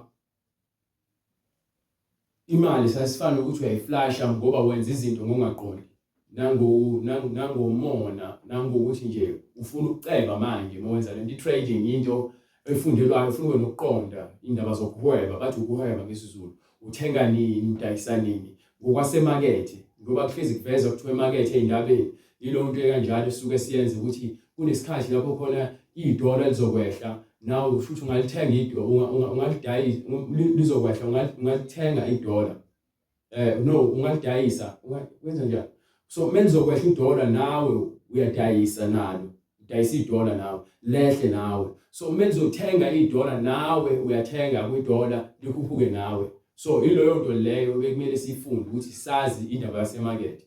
So lo nto leyo ngibe neskill sayo sokuyifunda ke ngayifunda ngayi-understand, but inhliziyo yomona nokufuna ukuceba manje iyona bekubusa ukuthi amase ngibe nemali ngizokwenza kanje yonke lo nto leyo.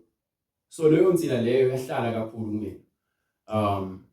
Kwaze kwafika isikhathi ke kuyona isikhathi eCovid, uNkulunkulu esefuna ukukhuluma nami ngingazi kwasukelaphi, because maningi amabandla engihambile bengifike ngilale kuwona lo masonto lawo ngizibhemela insangu futhi kungakhulunywa lutho oluhlangene nesono.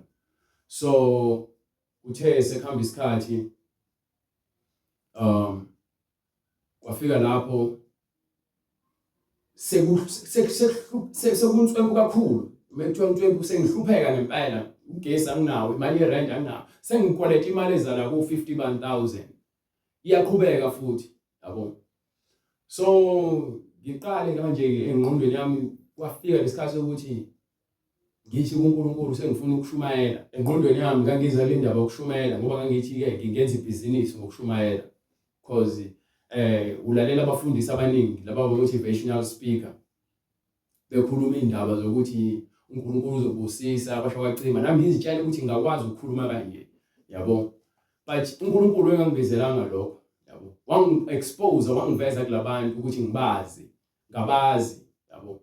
Kepha kunombhemu waseCongo wangi-introduce esontweni lakhe kuthiwa i-New Life Church. Ngangiye kulolo sonto, but nganga-understand lutho ngoba ngangakwazi lutho, but uNkulunkulu mase efikile kumina usengikhombisa ukuthi ngifuna ukukhuluma iqiniso. Mina ngingazi ukuthi yini iqiniso. Ngokuqala kwami ukuzitshela ngantshela ukuthi ngifuna ukushumayela iqiniso.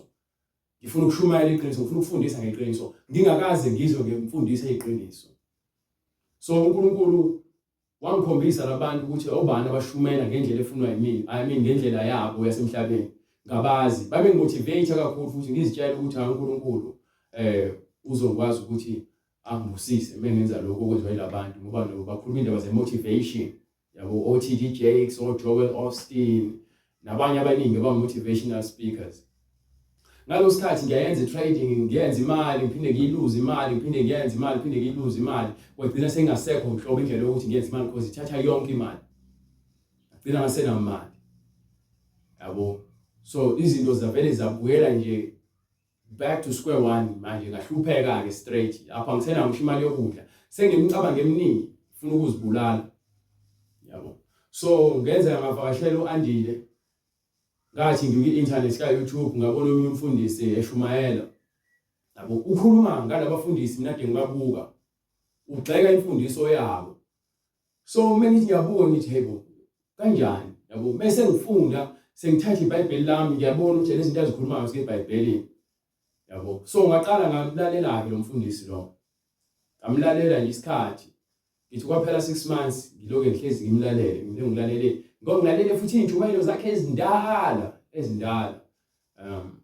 So uNkulunkulu wangikhombisa ukuthi izwi lakhe lishunyelwa kanjani uma ufuna ukukhuluma iqiniso. Indawo nje yokuqala ileyo. So kwathi ngelinye usuku sengilambile ngoba uBright ngamshiya uBright. Sengilambile, akho gesi, akho kudla. Ngahamba ngaya kuBright, ayozilahla kuyena.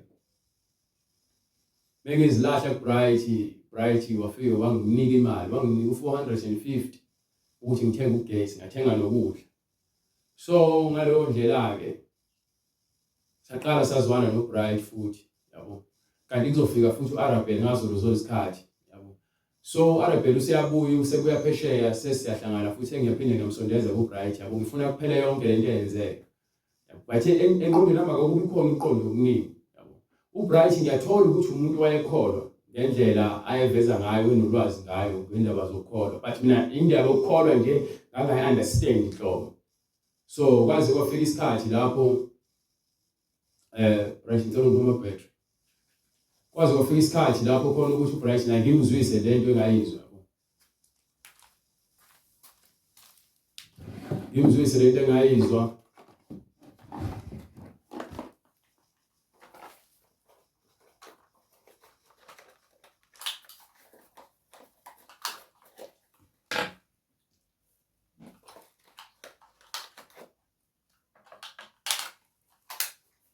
Ngimzwise lento engayizwa ngoba naye wayeumuntu oyekholelwa koNkulunkulu abathathu iTrinity, but mina nganga-understand, ngamkhombisa nje naye wazibonela because mina ngase ngiqalile ngimfuna uNkulunkulu yabo, but nganginokubhayiza phakathi because kukhona lokhu umfuna uNkulunkulu ngangithi uma ungibhekile le khona ngahamba ngothenga impepho lapha emakethe, ngiyathandaza uNkulunkulu ngapha ngishisa impepho ngapha yabo. Kale kulowo weekend njengoba ngifastile nje ngizoqhamuka igigi enkulu yotshwala engayithola yabo. So ngabuye ngamtshela uBright ngithole umsebenzi kanje yabo, but-ke kulokho engikwenzayo akwangewona umsebenzi futhi wotshwala, kwakuwumsebenzi wenye ilontuzana, kwakuyenye ikhampani yaphesheya engiqashile.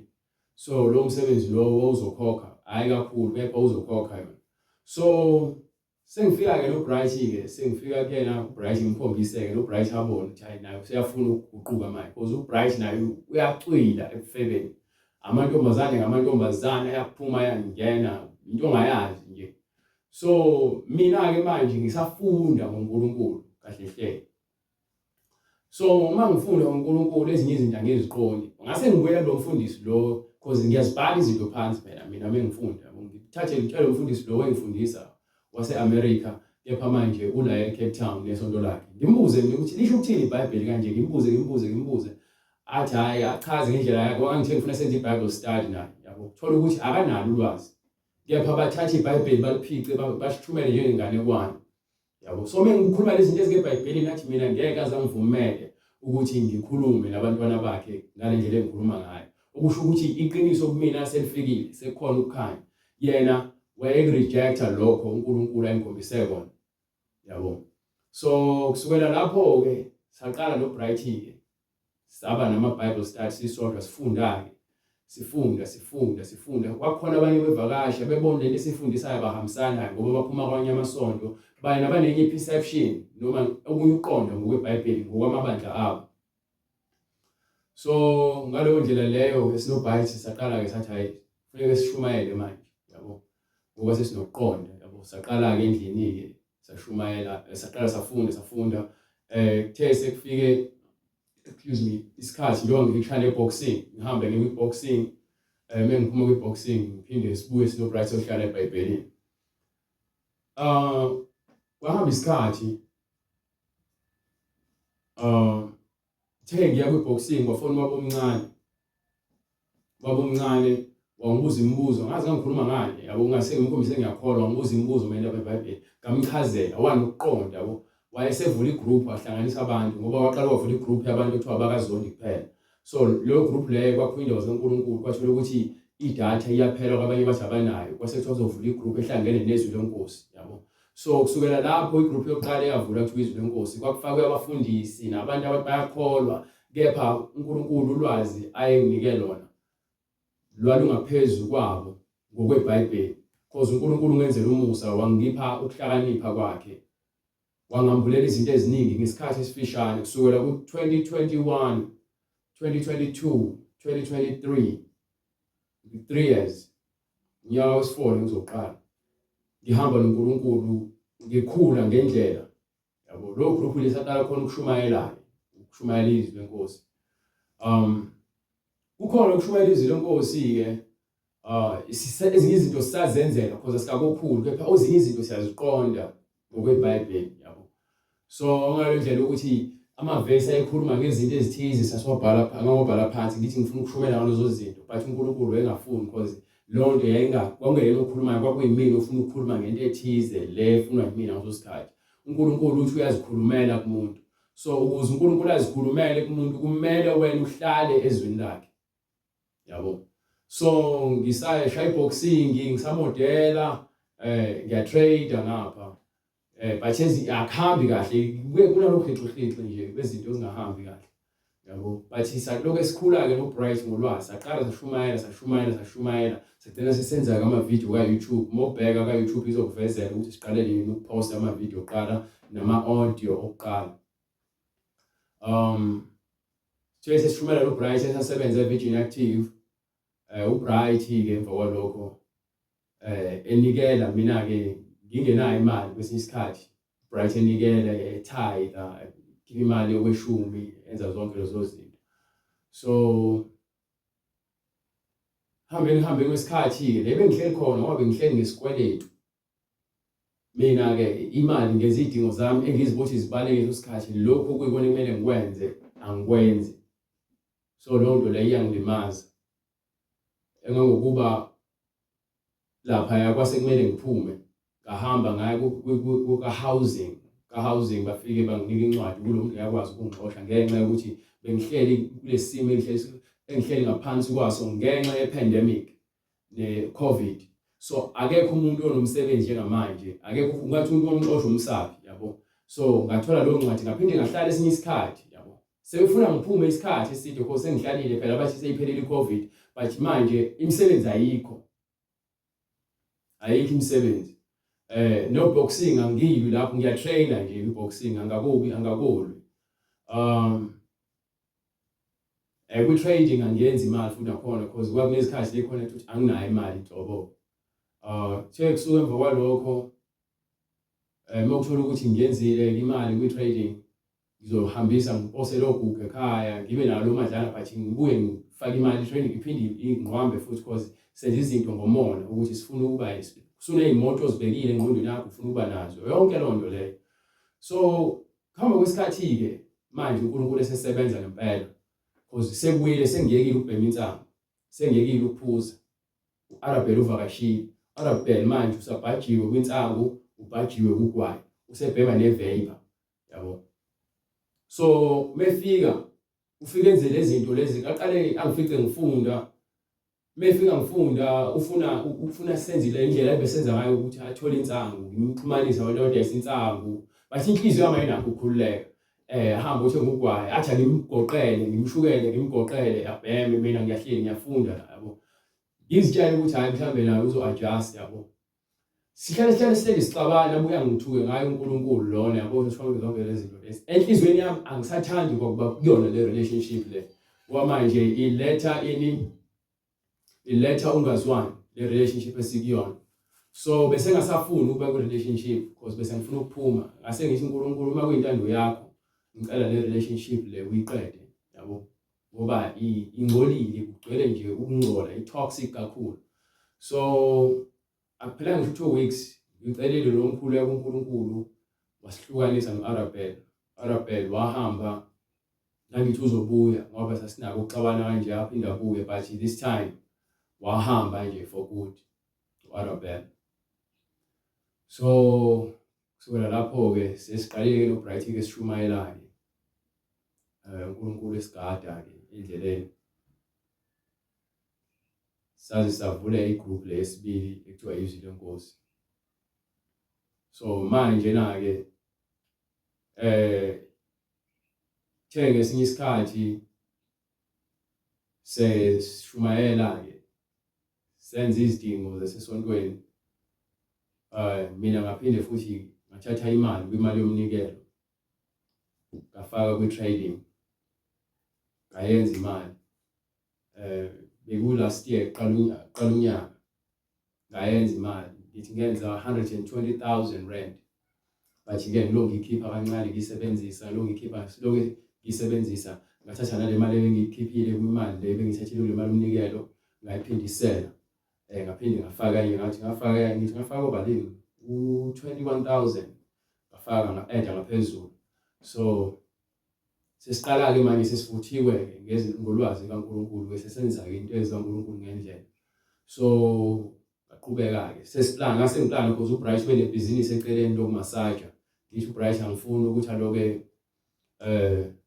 egibela i-public transport, ngifuna abe nemoto yakhe ezokwazi, ngifuna ukuplana ukuthenga imoto. So engqondweni yami-ke ithi into ngiyakweleta laphaya, but leya sikweletu ngifuna ukusikhokha ngoba indlela engiphume ngayo laphaya ukuthi mina lo mbhemi njengoba bengihleli ngale ndlela ebengihleli ngayo ngokwabaka-housing waze wangifonela wathi ngizophuma nini laphayana. Ngifika ngokuthi ngiyashumayela kepha ngenza lezi zinto yabo. Leyo nto leyo yavele yangixifiza inhliziyo yangigxoba ukuthi hawu ivangeli seliyathukeka manje ngenxa yami yabo. So ngase ngicela uBright ukuthi Bright ngicela uzohlala nawe. So uBright-ke wayesekade vele ngibizile ukuthi angizohlala naye. Mina ngangithi hayi ngifuna ukuzimela enhlizweni yami ngithi ngifuna ukuzimela. So sengihambile ke ngohlala obright ile khona ke ngathatha khona imali ngafaka ku-trading ngenza imali ke ngabuyisela lo mali engiyithathile ngaphinde ngafaka enye imali sengithi ngiplan ukuthenga imoto yabo.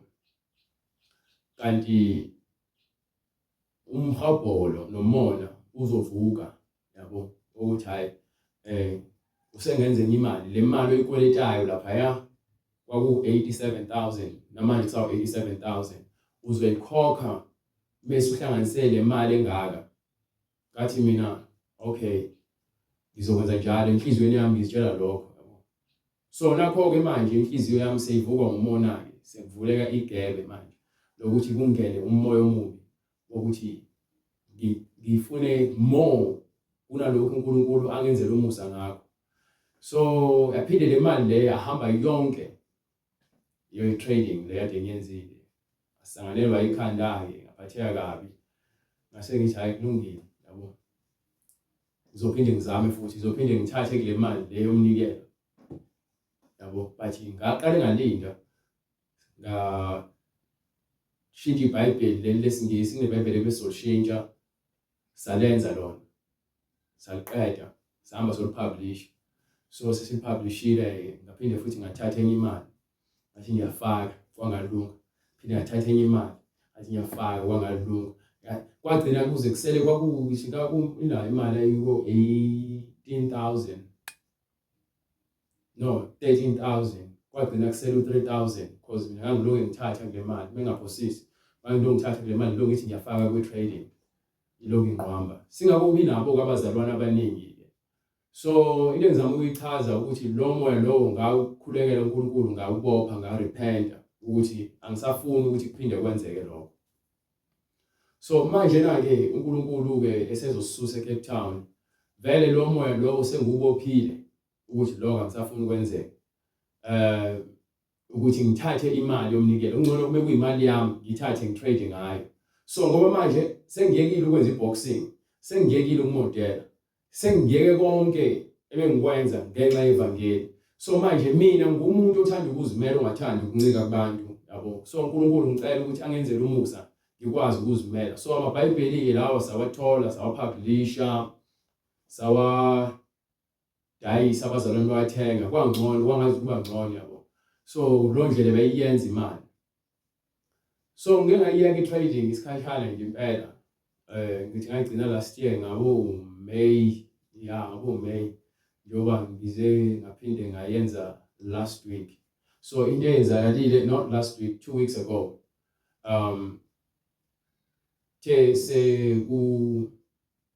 sesike ekhaya noBright ke sivakashile ekhaya eBulwer dishumayela nakhona, fike sahlala ngabuka umhlaba because ngade ngahamba lapha eBulwer bese uphelile 11 years yabo, sengibe sengimdala manje ingqondo seyihluzekile.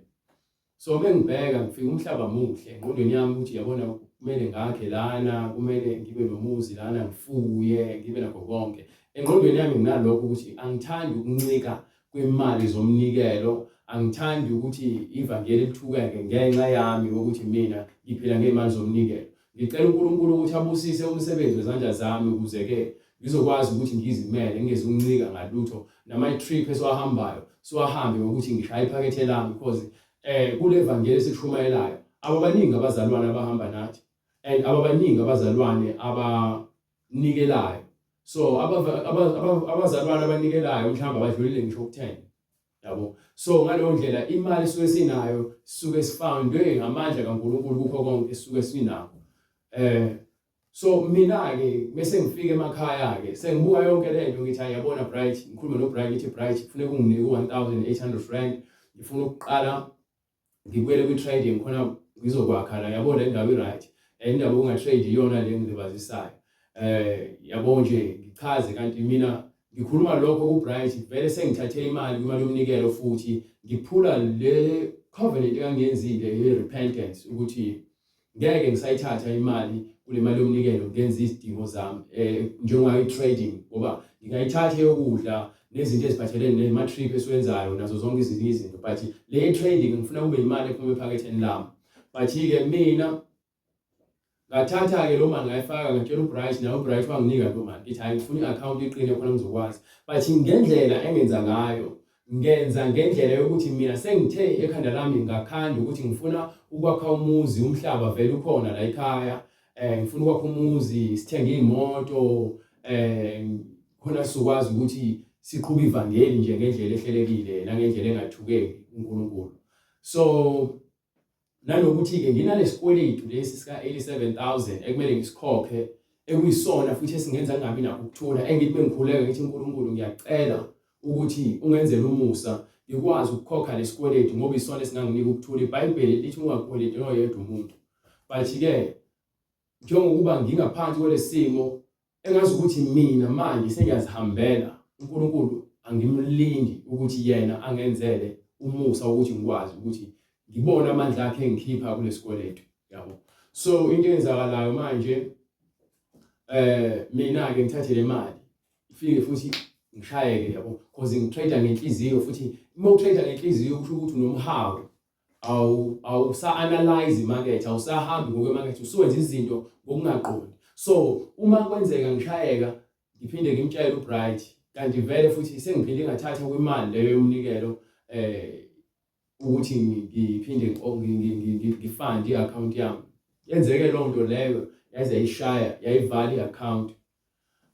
Emva kwalokho sengidesperate manje sengihambe ngiboleka izimali kubantu hambe ngicela abantu ngicela ungizame ngo-150 ngicela ungizame ngo-150 sengidesperate because manje lento sengiyenza out of i-desperation manje angisayenzi ngokuqonda yabo.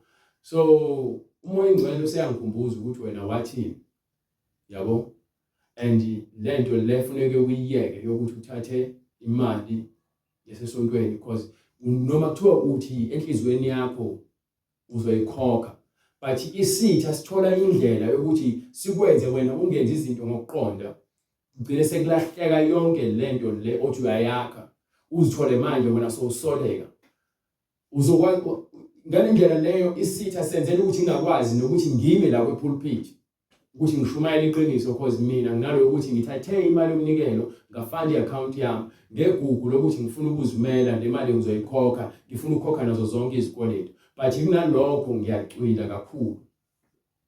So umoya ingcwele uthi lento ufune ngiconfess yonke ngikhulume konke ukuze mina ngigeze unembeza wami inhliziyo yami ukuthi ngivume izono zami kubantu ukuze nabo bonke abantu ababhajiwe kulezi zinto ba-understand ukuthi awunakho ukuzenzela wena izinto ngokuqonda kwakho ngoba umbhalo uthi unganciki kwakho ukuqonda kepha kukho konke ncika kuNkulunkulu yena uzakugada indlela zakho. Kuningi esinakho enhliziyweni zethu esikufisayo kepha engafanele sikwenze ngokuqonda kwethu kepha fanele sikwenze ngokuthemba uNkulunkulu ukuthi uzakusenzela. Mina ngumuntu onothando ofuna ukusiza abantu nothando ubona abanye abantu besizakala but ngigcine sengiphuma endleleni ukuze ngifeze lokho ukuthi abanye abantu babe right okuyibona futhi enye into elimazayo.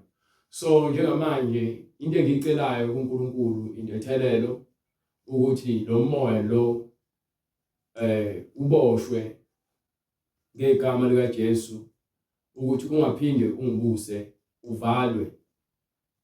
Ingakho ngithi lokhu kuyisifundo noma ngabe ubani noma ngabe umfundisi noma ngabe ubani kufanele ukukhuluma iqiniso ngokuba kuthiwa uma sivuma izono zethu kwabanye nakwabanye siyakusindiswa. So inhloso yokuthi ngenze le testimony ilokuthi usathane uyitholile indlela yokuthi angenze ngisoleke phambi kaNkulunkulu kepha ngeke ngivume ukuthi uNkulunkulu athukeke ngenxa yami. Ingakho ngithi ngiyavuma amacala ami phambi kwabantu bonke ngoba futhi into engiyithandayo angishumayeli ngemali angishumayeli ukuthi abantu banikele ngishumela levangeli uNkulunkulu anginike lona regardless ukuthi mina amaphutha ami engiwenzayo ami kanjani. Wena lo bufakazi uzobuthatha ngale ndlela yokuthi uzokwakha noma uzokwenza wena usebenzise lokho engikushoyo against mina but mina anginandaba ngoba unembeza wami ugezekile phambi kaNkulunkulu ukuthi izono zami ngiyazivuma. Ngiyayicela futhi intethelelo ukuthi uNkulunkulu intando yakhe yenziwe empilweni yami, ukuba konke kusezandleni zakhe kungamandla akhe, and konke ngiyakunikela ezandleni zakhe. Ngisho uJesu Kristu inkosi kusukela manje kuze kube phakade. Ngiyambonga konke uNkulunkulu angenzele kona empilweni yami. Ngiyacela futhi ukuthi angiphe amandla okunqoba zonke izilingo zezimfundo zami, because uSathane mebona ukuthi awusuki kwisiseko seqiniso ufuna ukubuyisela emumva emaphutheni akho wake wawenza ukuze phinde usoleke. So ngiyacela nawe ozitshela ukuthi ngeke kwenzeke kuyenzeka kuNkulunkulu. Uma uzozivuma izono zakho, uvume kuNkulunkulu uJesu Kristu ukuthi uyisona ucela into ethelelo. Ungabusaphinde wenze lelo phutha olenzile. Ukuze wena ukwazi ukuthi ube msulwa phambi kaNkulunkulu. Ukuba uthi uma sizivuma izono zethu ziyakugezwa zibe mhlophe qhwa ziyakugezwa zibe mhlophe qhwa njengeqhwa, noma zibe mhlophe njengoboya bezimvu. So mina ke ngumuntu othanda iqiniso, noma ngikwenza amaphutha lephutha ke engathi mina into engathi uSathane ngimangalela ngayo because uhlulekile ngotshwala, ngokufebe nangokunye mhlambe namanga. Into angimangalela ngayo uyazi ukuthi nginezifiso enginazo enhlizweni yami, ukuthi ngifisa ukuba nomuzi, ngifisa ukwenza izinto ngizimele. So ungibamba ngakho lokho ukuze aloke efuna ukungiginqa. So imali uyayenza uNkulunkulu ukuthi ibe khona eyanele ukuthi ngikwazi ukulala ngidlile, but mina ngenxa ukuthi ngivumela uSathane, ngivumele lesenzo ukuthi siphinde senze. So ingakho ngithi lokho njengoba ngikusho publicly, ngifuna ukuthi lo moya uboshwe ngegama likaJesu Kristu. Labo abathanda uJesu bayongikhulekisa banika udumo uNkulunkulu. Kukho konke ngiyambonga uNkulunkulu bazalwane, uJesu Kristu inkosi. Yilobo ubufakazi bami banamhlanje, noma ube bude kepha kuyikona ukuthi bekumele ngikhulume konke enhlizweni yami ngegama likaJesu Kristu. Amen. Amen. Siyabonga Jesu, kalomusonga.